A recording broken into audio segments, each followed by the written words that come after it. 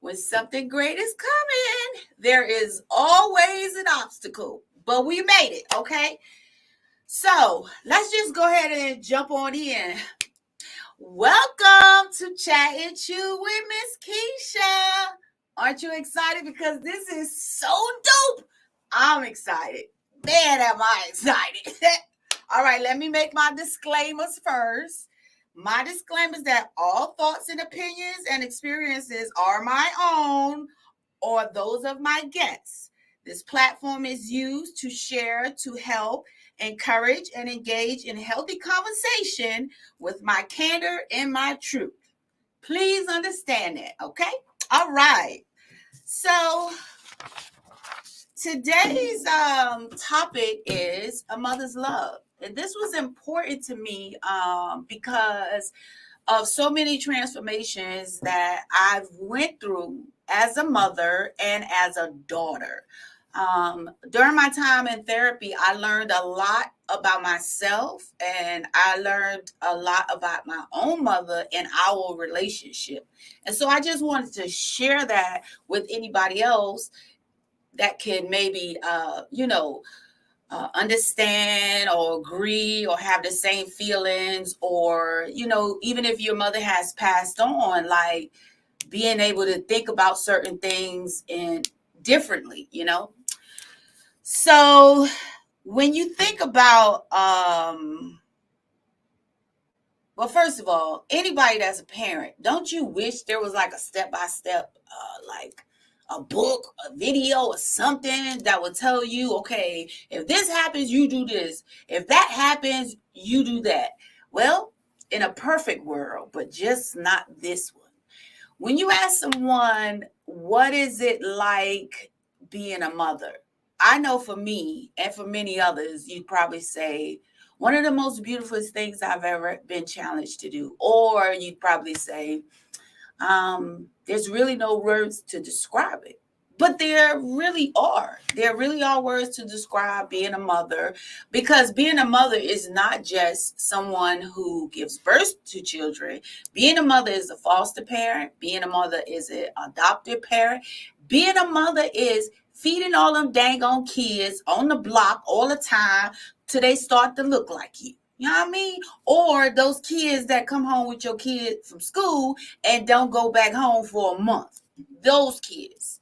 So you're still nurturing and loving on those kids because they are under your care. So you're considered a mom. All my daughter's friends and my son's friends call me mom, because no matter when they come around, when they're in my presence, they're my kids. So if they mess up, yep, you might get popped upside the head, or I might jank on your hair a little bit. It just depends. But those are nothing really defines a mother, because there are people out there who cannot give birth and they are still able to be mothers because they could foster a child, and or they can adopt a child.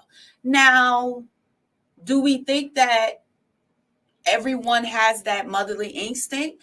I think we all have that motherly instinct. I think that it was instilled in us biologically. But does everyone connect with that instinct? Now, that I will have to put a question mark next to, because I don't think that everyone connects with that instinct that they have. I feel like if everyone did connect with that instinct, children wouldn't be getting hurt. So that's just Keisha's opinion of that. But I really think that no, everyone doesn't connect with the instinct. Now, this is the great foundation that me and my therapist we pulled the cover back on. And this is what we talked about. Instead of saying generational curses, what we created, what we labeled it, because generational curses give it a negative connotation. So we don't want to do that. So we decided to call them generational foundations. So when it comes to me and my mother, there was many difficult times.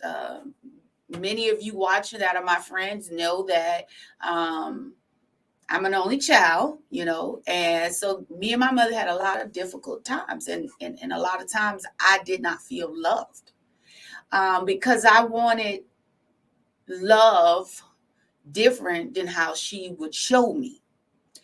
And what therapy taught me was that I don't know what foundation was placed in my mom for her to do with the things that she did as a parent. I can't say that what she was doing was wrong. Now I can't, but I can't say that what she was doing was wrong. I can say what she was doing was the best she knew how at that time. And of who she is. That's what I can say. Because I believe that in every generation from ancestors back, something, there's a generational foundation that flows through the generations. Because now, even now, like things that I would say I would never do as a parent, I didn't have this, or I didn't get to do this, or, my aunt didn't do this for me, or my mom didn't do this for me. And I would never, do that to my kids. But unknowingly, I did do that. And we'll get to that part soon. But the generational foundation is something that comes down from generation to generation to generation. So it's up to us to say, is this something that we want to continue? Or if there is a chance, do I want to set a different foundation for my family? And then it goes from there on. Because we have the opportunity to do that. We have the choices to make different choices than what we're offered. At the time when my mother was born, she was born in the 50s. There was not opportunities for her that there are opportunities for me. So mothering was different. So I had to learn that to understand why she made some of the decisions that she made back in the 50s and the 60s and the 70s. If you couldn't take care of your kid because you was trying to work to make a living, there was an aunt or a cousin or a sister or a brother who took your child in. And for me, that's kind of what happened to me. But that was a norm for my mom because that's what she came from. But I didn't understand that. All I knew is that I wanted my mom, I wanted her there right then. I can remember times when after my grandmother was put in a nursing home, because I lived with my grandmother and I went back to live with my mom. And I remember, oh my God, this is hilarious. So I think I was like in the 8th grade, maybe 7th grade. And my mom worked on Wall Street at the time. I want to say she worked for Citibank, right? And she used to wear this wig. She used to look like Diana Ross. Okay, but that's irrelevant right now. But anyway, and I was jacking off in school. Can I say jacking off? I was messing up in school. Okay, I was messing up in school, right? And it was my birthday. And so my mother would say, like, why you ain't got your report card yet? Why you ain't got your report card yet? And I'd be like, Mom, the stock market crash? They ain't giving us no report cards. Because I was failing. I wasn't finna give her a failing report card. And here I am. She finna give me all these presents and stuff. She get ready to throw me a party, a sleepover, everything.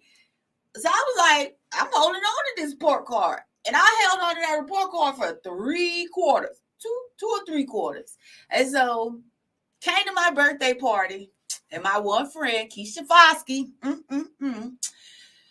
we was everybody was having a good time. We had good food. Everybody was having a good time. And Kecia decided she wanted to have a conversation with my mother about the daggone report cards.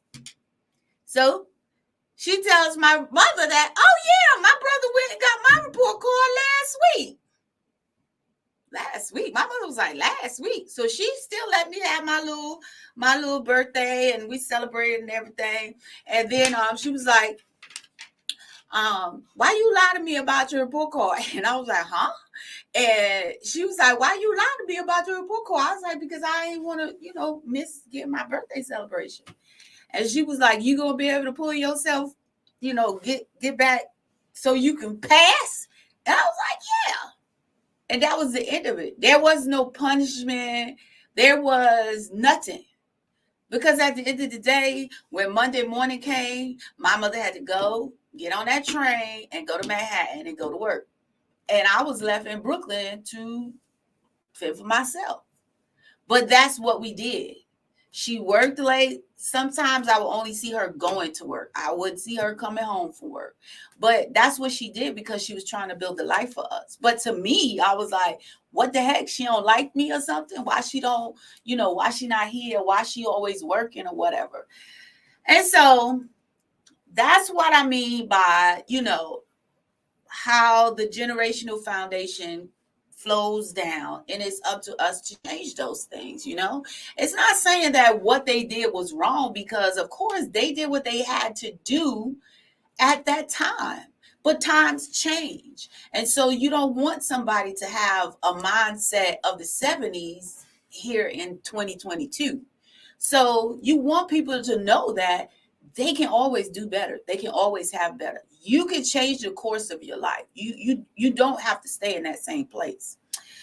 So throughout therapy, I was able to learn and accept that, for my mother. And we just had to set boundaries to where, she understood how I felt and I understood how she felt. And we didn't cross those boundaries as to point finger or point blame. And this made our relationship great. Um, neither one of us is perfect. We mess up, we hurt each other feelings, but we know how. At the end of the day, I know for me, I honor my mother. She is still my mother, regardless of anything. I honor my mother. So, having said all that, um,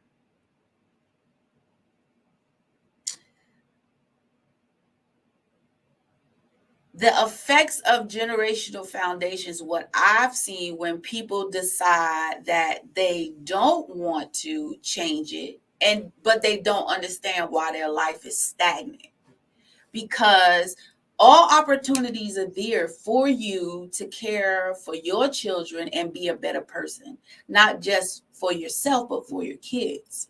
So I think that, a lot of people just don't take the opportunities because they are afraid of doing something different than everyone else has done. I think, or maybe they have, um, took that opportunity and it failed, and then it was like, I'm not going to put myself out there again. I'll just do what everybody else did. They survived, so I should survive too. Even though you're going to struggle, have hard time, et cetera, et cetera, you still do that. But you got to know that anything good for you is not going to come easy. And that was one thing that my aunt, I lived my 4 years of high school with my aunt Dot. Now my aunt Dot, she wasn't the nicest person all the time, and she was very strict. But I thank her for that, because she taught me, so she wasn't my mother, but she became my mother when she cared for me. She was like a mother to me. And she taught me about perseverance. She taught me about striving for greatness. She taught me about not doing the things that those before me did, to get out there and try and try and try again. She taught me how to have strength as a woman, because things weren't going to always be easy. She taught me those things. She prepared me for the future. So, having said all that, with my therapist, we were able to see that, it was just generational foundations that were built. And I realized that I wanted to change those things, for me and my family, because me and my kids are very close. So when my kids were younger, I always looked at them as, these are my kids. They're Kecia kids. So they're strong. They think, make good decisions. And, my child wouldn't do anything stupid. Yeah. So, but as they became adults is when I realized that I had repeated a generational foundation that I didn't know I was doing because I felt I was trying to break it. So there were times when my kids got in their 20s, and my son told me that he felt hurt and he felt that I didn't love him because all he wanted me to do was to be in the stands and watch him play football. Now, in my mind, I'm like, I provide you a house to live in. I provide you clothes, anything you want, food, you have everything that you want. You have everything that you need. You understand that it's just me doing this. And I have to go to work. And at the time I was in the military. So it was like, oh, you guys are good. You're resilient. You understand. But in all actuality, he didn't, because all he wanted was his mama. The same feeling I had many years ago when I didn't live with my mom.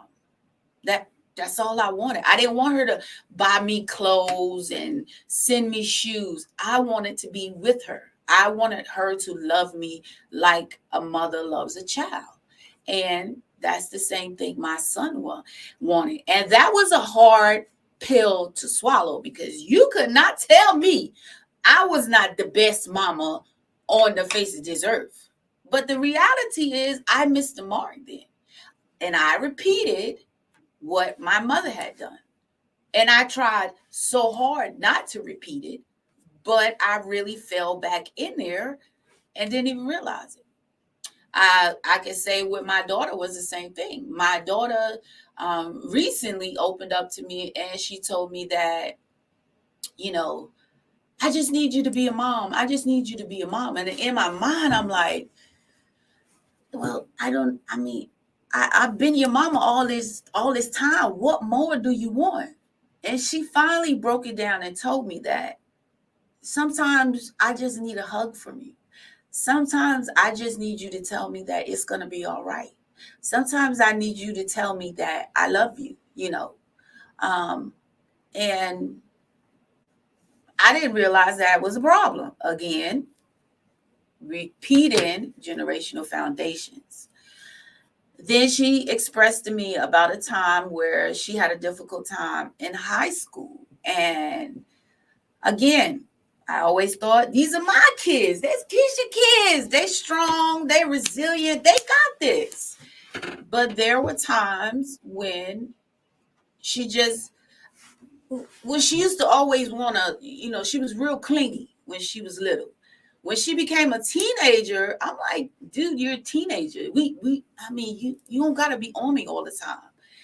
But what I was doing was a form of rejection to her. And even though I love her with everything in me, she felt rejected because I wasn't giving her the attention that I had been giving her all those years.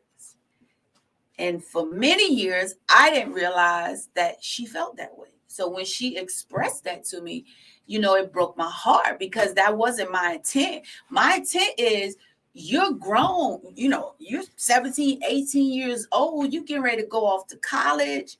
I'm blank. You get ready to hold tight. We coming. Little technical difficulties. Murphy is in the building.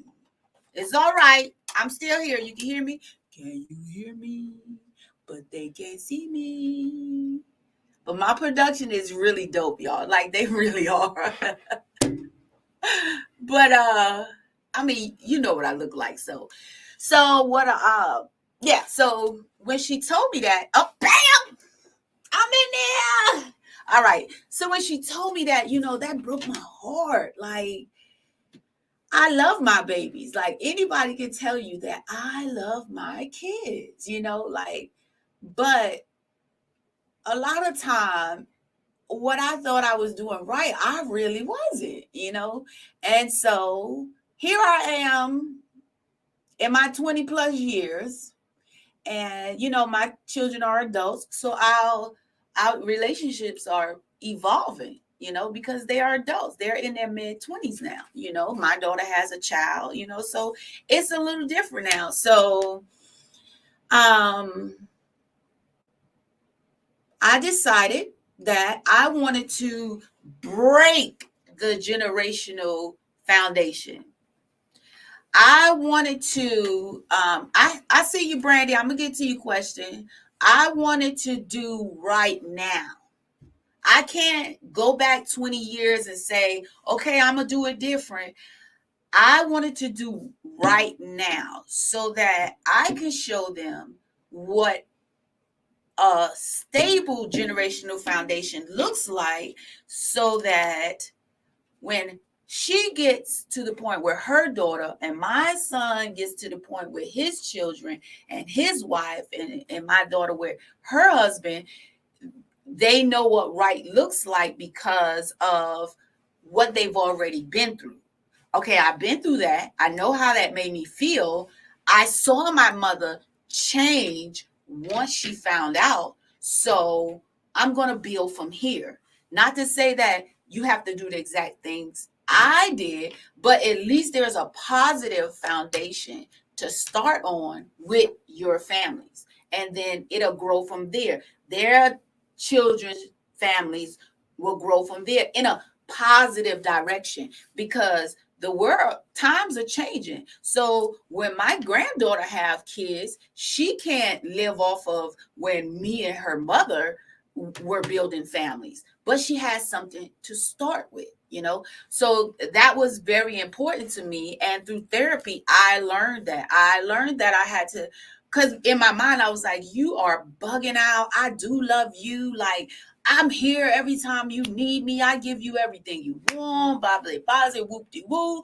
But the reality is that my experiences and her experiences are different. And by doing that, yet again, it was a form of rejection. So I had to check myself. Even though, I'm 20 plus years old, I still had to check myself, because I always want to have a good relationship with my kids. And I want us to always be able to talk to each other. And with my daughter, because she carried so much, it was causing us havoc. It really was. We're not there yet. We're still evolving, but I know now. So I try to be more compassionate. I try to be quiet, listen more, speak less. I try to be more supportive.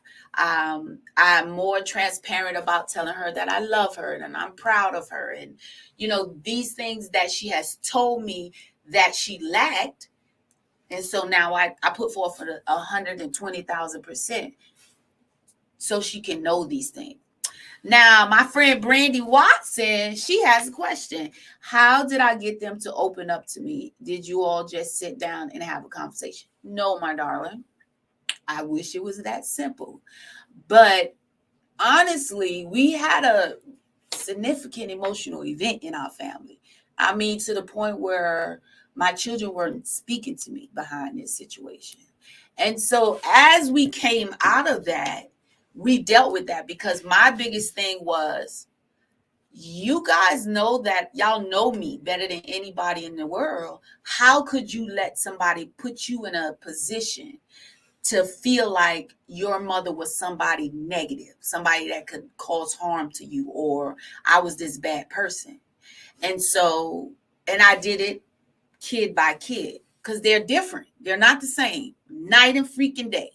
So with my son, um, he was transparent with me, and he told me. And I remember it to the day. We were sitting on the couch in my townhouse in South Carolina, and he told me that's what it was. He told me about, my son dropped out of high school because he thought he was going to be the biggest dope dealer in North Carolina, I guess. And he ended up going to Job Corps. That wasn't my plans for him, but that's what the path that he ended up taking.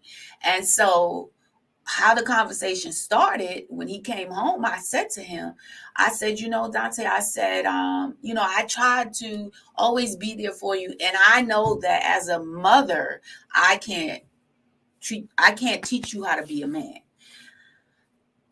But what did I do wrong? Where did I go wrong? And he said, Mom, you lectured me. Everything that you told me was right. But at the end of the day, all I could see you as is just my mom. And those times that I was missing you when football and, he started expressing all that, he was like, that's all I could see. And he said, so I just did what I wanted to do. And it just broke my heart. Needless to say, I was just crying. We were crying, but we had a breakthrough. And I mean, we still had, stumbles along the way. But after that walk up 95, he's been right on track. So, but as for my daughter, yeah, it was rough. It was rough. We fought, we argued, we didn't speak. She wouldn't let me see my grandbaby, like we just butted heads. But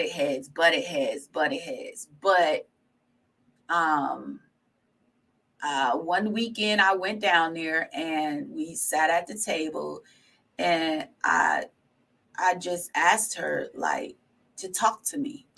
And by now she was in therapy, and so we were able to have a healthy conversation versus finger pointing.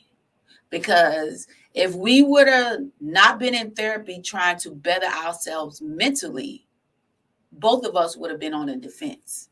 Because I'm trying to convince her that I was a good mother, and she's trying to convince me that I was a bad mother because how she felt. Maybe not so much to say I was a bad mother, but that's how you feel when your kid tell you something like that. So, and we just grew from there, and we're still growing,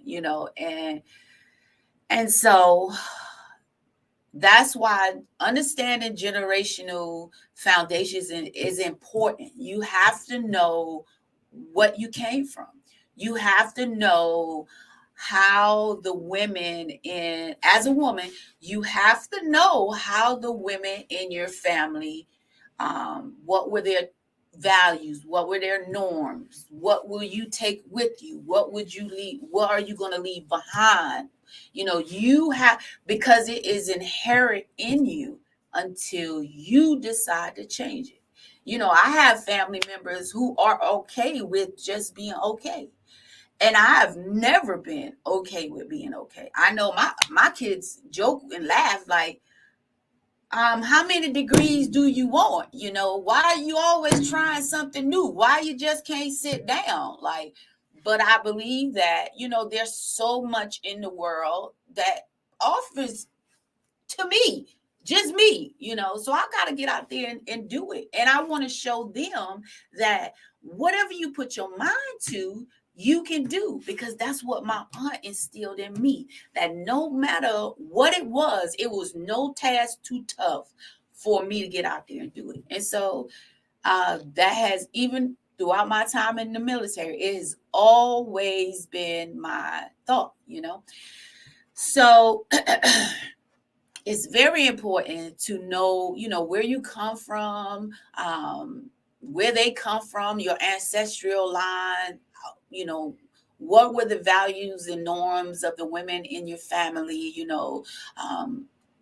just like when you think about marriage, marriage wasn't a big thing in my family. Or if you got married, it was okay. It was understood if he had somebody on the side and she had somebody on the side. Well, no, ma'am, or no, sir. That was not okay with the kid. Okay. Yeah, no. And so that was a generational foundation that I broke. I would rather be by myself than to be with someone that doesn't know how to love me. And that's okay. That's okay. You know, I've had some great relationships, and I've had some relationships that I have erased out of my mind. But I broke that generational curse, generational foundation for me and my descendants, for them to see what right looks like, that you don't have to settle. You deserve the best just like everybody else. So um, I just wanted to come on here, and just talk about being a mother's love, how deep it flows, because it really flows deep when you really think about it. Like, you take on this spirits and foundation from your ancestors. Like, this just didn't just happen between me and my mom. There was her mom and my grandma's mom and my great grandmama's mom. Like, this goes back. This is something that, just flowed down, and from generation to generation. And I know with me, I choose to change the foundation so that we can create generational blessings, generation after generation after generation. Not to say that it's always going to be easy, because parenting is hard. Parenting is hard as hell. I don't care if they're 2 days old or 26 years old. Parenting is hard. So, to all you parents, as I come to a close, to all you parents that are out there, and you may have young kids, you may have teenagers, and they just getting on your damn nerves, just to tell the honest truth. And you got to go run to the bathroom and lock the door and just have a moment to yourself. Or you got to come from get some bread and sit outside in your car just to find your mental peace. It's okay, sis. You gonna make it through. I made it through not having enough money when I separated with my ex-husband. I had to choose between food and gas. Well, food won. So I put that baby in that stroller and I walked to the daycare. I left her stroller there and then I walked to work. And we did that until, God blessed us to have more, but it was hard. It was hard as hell. Then when I had two babies in diapers, it was hard. Nothing about motherhood is hard. It's easy. The easy part is when they're grown and you can see everything. You see your little flower blossom. I so enjoy seeing my kids do great things and get out there, and accomplish so much on their own. I love, I love being a grandparent. Oh my God, Jesus! I love my grandbaby more than I love my kids. Tell you the truth. I mean, I love them, but Lord, the way I love my grandbaby. But yeah, parenting is being a mother is not easy, but it's the best job you could ever have. Don't worry, dads. There's gonna be a day for you too. But today we're focusing on mommies, because we as mothers, we need to stick together. There was never a time when I ever had, one of Dominique and Dante's friends in the house, and I ever spoke bad of their mom, or their parent, or whatever the case was. I gave them what they needed while they were in my house. I took accountability for that child. And that's what I would expect from anyone else who would have to take my child in. It doesn't always happen. And unfortunately, I had to experience that. But I don't love my children any less. I don't love any of those kids any less. They still mine. So um, hold on, sis. You doing a good job. Sis, you doing a good job. Sis, you doing a good job. Sis, you doing a good job. Sis, you doing a good job. So just keep doing a good job. Just keep being the best at what you're being. Look at your foundation. What about it can you change? What about it can you make better? How could you love your kids better? What boundaries can you set to where that foundation changes with them? Because it's all about being better. Being better. Nobody wants to keep repeating bad habits. So it's all about being better. So, having said all that, this is the end of my first episode. Super hype. Ah! Even with all the difficulties, even with yesterday being super crazy, you know, uh, this has been in the making for 6 years. I have been so nervous, afraid, again, generational foundations. But when I decided to change that, here I am. So I thank you guys for supporting me. We got some great episodes, some great, amazing guests coming on.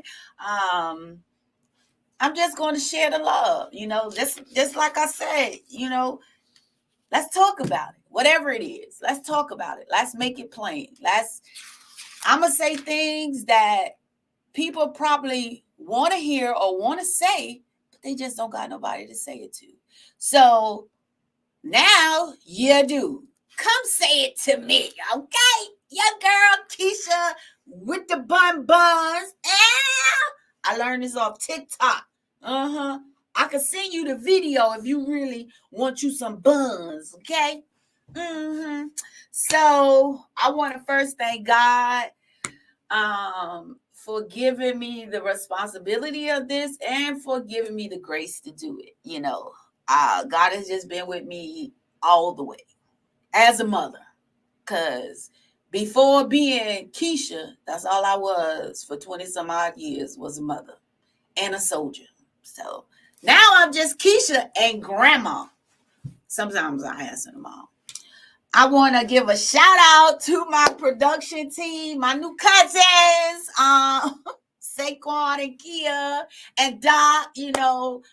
This was the first episode. We just gonna get better from there. We gonna work on the little ankle biters. But you always know when it's something great, that little joker just over there in the corner, like, I'm finna set you back. But we just kept pushing and we was able to get the show done. So I'm thankful for the Brass Mill Road Studios. I'm thankful for the opportunity. They saw something in me that they was willing to let me be a part of their team.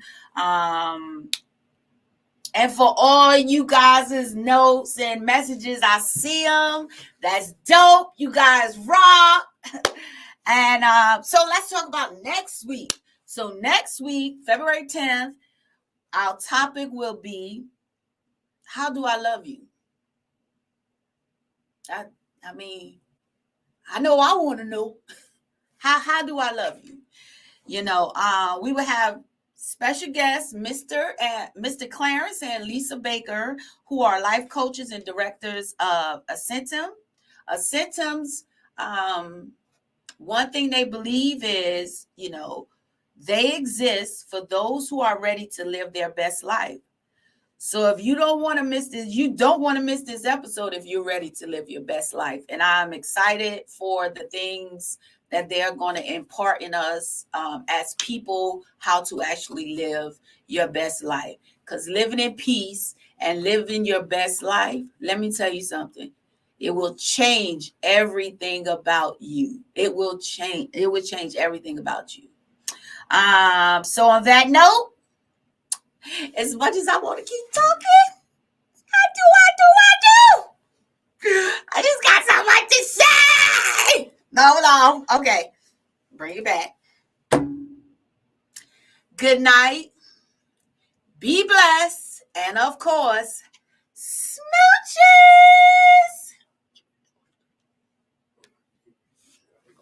You should have told me. You know you got to tell me ahead of time. No, I ain't seen it. I see it now. Bye.